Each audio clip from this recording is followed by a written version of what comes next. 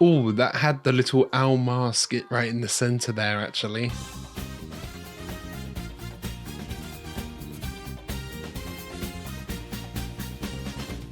And once again, check out the Patreon page. Next week's episode is available right now. There's a full-length version of this where you can sync up your own footage and watch along with me. And as Paul's Patreon exclusives, Shin Godzilla by Hideki Anno is over there too, a reaction to that. So check that out as well. Dun, dun, dun. I never noticed Ray's red eyes, yeah. Oh, it looked like another character with red eyes there. Maybe a dad. 22 days ago, okay. Now this feels like this is gonna go wrong or something.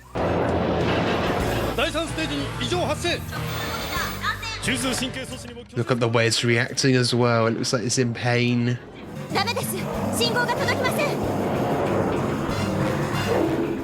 Yeah, what's stopping it from going on a rampage in here, you know?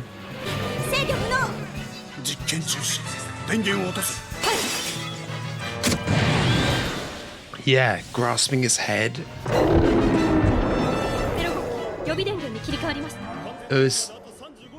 Yeah, it's got to take some time to shut down though.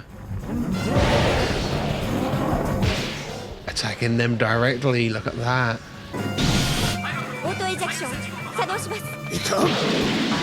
Oh, is that Ray in the back?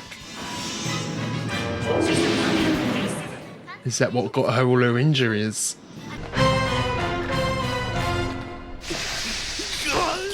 Oh, going in himself, damaging himself, yeah.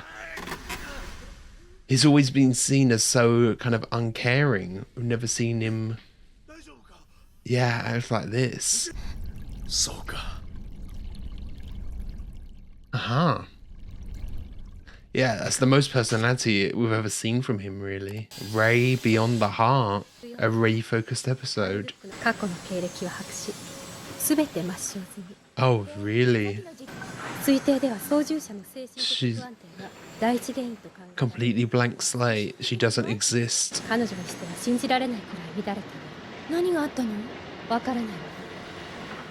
They're saying Ray's unstable, not the unit.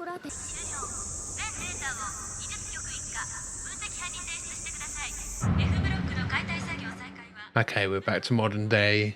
Unit 1 is healing up in here. Little particles like light.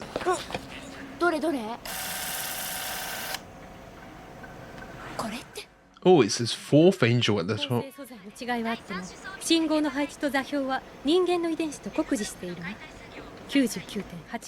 Oh, 99.89% match to human DNA.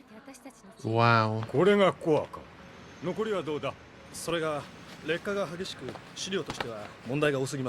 I seen the burn.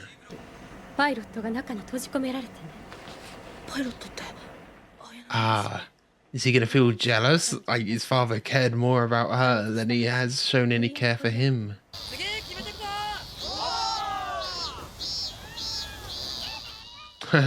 The boys and the girls separated.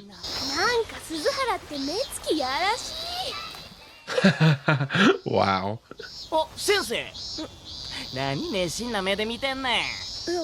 Ah, not for that reason.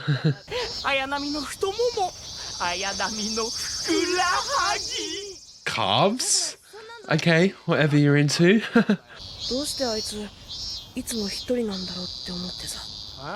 Yeah, he's more just worried about her. Okay, they know she's a pilot as well. Okay. Doing a test together.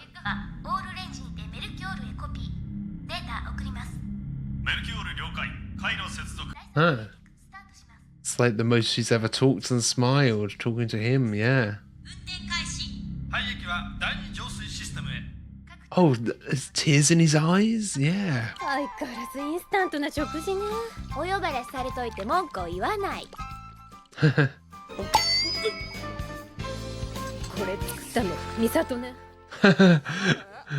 Is no good. Oh, pen squared.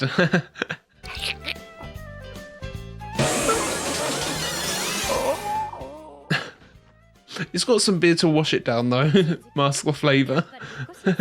Shinji kun, 頼みがあるの。何ですか? 綾波レイの更新カード。 Oh, deliver it for her. 本部に行く前に彼女のところへ届けてもらえないかしら。 That gives him an excuse. I wonder if they set that up purposefully. Yeah, Misuko's little side eye there. ひょっとしてしんちゃん。違うよ。 Yeah, everyone's assuming he's got a crush. Oh. Hasn't checked her mail. Is she even home? She doesn't take her shoes off in that area where you're supposed to. Forgetting what that's called in Japanese. Yeah, you can see all the footprints. Oh, wow. It's so bare bones as well, her place, isn't it? Dad's glasses. Did she pick them up at... Yeah, when they fell to the ground before? When he saved her? Of course. She's just walking out the shower.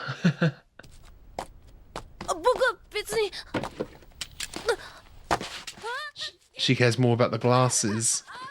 Oh, great.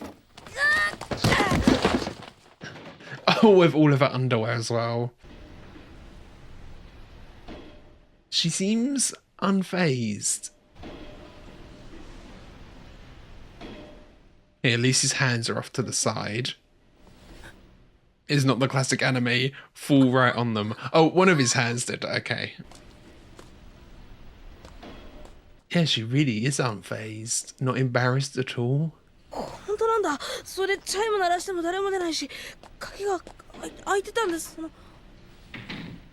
Oh, she's just left. Okay. Is that a great look, just following her?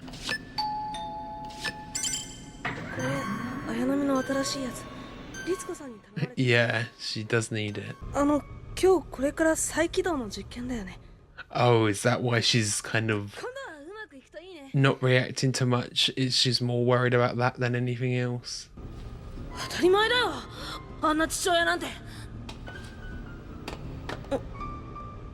Yeah, she sees him completely differently. Oh, that's the first thing that's got a big reaction out of her. Ah. She just likes that there's someone who cares about her, yeah. Did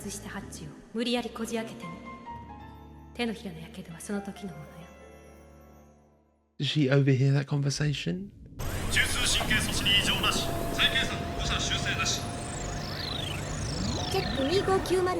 Oh, she's taken the glasses with her. Is that something that's gonna keep motivating her, you know? Ooh. An angel's coming in. Oh, I'm gonna send her out onto the field then.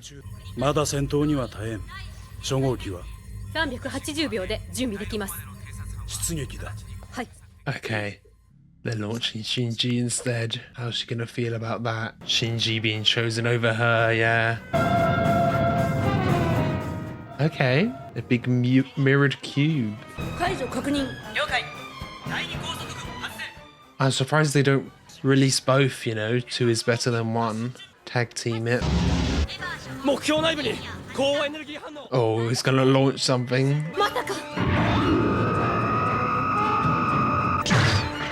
Yeah, the angels, they are learning, aren't they? His attack's going straight for his launch point. Yeah, wow.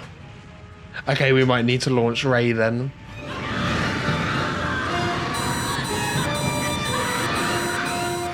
Oh, and he feels all that pain. A massive hole in your belly. That quick, we're done. Damn. Okay, so that was episode 5 of Neon Genesis Evangelion. It seems the angels are definitely learning. There's must be some form of like communication or something between them, because this angel knew to attack Shinji's launching point, they're gonna have to change up their response somehow, change where they launch or have a different way of launching, because it attacked right away. It knew exactly where to attack. And I do love how abstract and different all of the angels are. You know, the first one was humanoid shaped and had like the kind of heart and rib cage and a kind of face. You know, you could, kind of see and tell what it was. Then the second one was more snake like. And then this one is just completely different. It's this like floating metallic cube that fires lasers, is so detached from anything kind of biological now, which is really cool, seeing the differences in all of the angels. It makes it feel far more alien, doesn't it? Also, apologies, I think last episode I called Misato Minato a few times. For some reason I had it written down in my notes wrong and I was like second guessing myself on which one it was, but I've got it right now. And as well, we're talking about the angels, and they're saying that their DNA almost perfectly matches humans. It's only 0.11% off. So what does that mean? Does that mean there's some sort of relation? Could there be something where they are somehow humans that have become like that have become deformed, been experimented on, being corrupted maybe or something? And as well, the angels at this point, they're such an unknown. We don't know what they're doing, why they're trying to do it, why are they attacking. I really want to learn more about them and what they're about, especially if they are humans who have had their DNA tampered with and transformed into that. What does that mean? And if there is some form of communication between them, is there a higher up? Is there a leader? What is the kind of level of consciousness with them? Are they just acting on instinct, or are they organized? And is there a leader? Is there communication? Are they sentient? There's a lot of questions there that we have around them. And as well, why the 15-year gap? Why only now are they attacking? And the 15-year gap also coincides with the second impact, but also all of the pilots are saying have to be specifically 14. So they have all been born after the second impact. Or there could be something where it was like they were pregnant, the mother of them was pregnant during the second impact, and that somehow affects their compatibility with the Avas. Is it they have to be 14 and they'll age out of it once they get to 15? Or do they mean they need to be 14 now because 14 means that the mothers were pregnant during the impact, and there's something about the second impact that causes them to be compatible with the Avas? Maybe that's the case. So did the second impact keep the Avas away? What if the Avas are some sort of population control? I'm kind of thinking Gurren Lagann, how you have the anti-spirals who have this kind of population control of the spirals. If that's the case, the second impact reduced humankind's population so much that the angels were no longer needed until now, and human population is caught back up now. Maybe that's the case. Maybe knowing Gurren Lagann has kind of spoilt that for me, because I'm sure Gurren Lagann would have taken some inspiration from this. It's like the iconic mecha anime, really, isn't it? This and Gundam, I'd say, are like the big two. So perhaps maybe that's it, and Gurren Lagann was playing off of this. And then this episode, big Ray focus. I mean, it's labeled Ray number 1. Does that mean we'll get more Ray focused episodes? Or does it mean there's multiple Rays? Ray is a blank slate. Why is she a blank slate? Is she a clone?